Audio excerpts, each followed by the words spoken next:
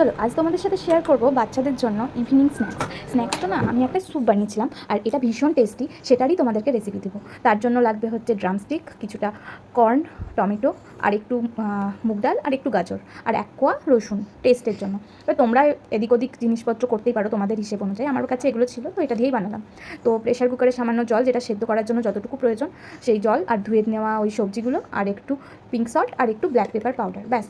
এই কয়েকটা ইনগ্রিডিয়েন্টস দিয়ে ভালো করে প্রেশার কুকারে কুক করে নিতে হবে।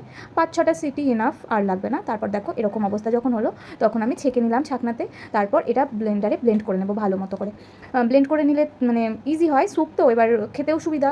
তো আমি স্যুপ এভাবেই দিই, তোমরা ছাকনিতে ছেঁকেও দিতে পারো, তবে একটু মানে কষ্টসাধ্য সেটা। তো আমি ব্লেন্ডারে ভালো করে ব্লেন্ড করে নিয়েছি, তারপর একটা ছোটো ছাকনি দিয়ে ভালো করে ছেঁকে নিলাম। তারপর লাস্টে একটু বাটার আর একটু ব্ল্যাক পেপার পাউডার, ব্যাস। আর কিচ্ছু লাগবে না। এইভাবে নিজেদের বাচ্চাদেরকে একদিন বানিয়ে খাইও, দেখবে ওরা চটপট খেয়েও নেবে, আর ভীষণ টেস্টি হয়, তেমন হেলদি তো বটেই।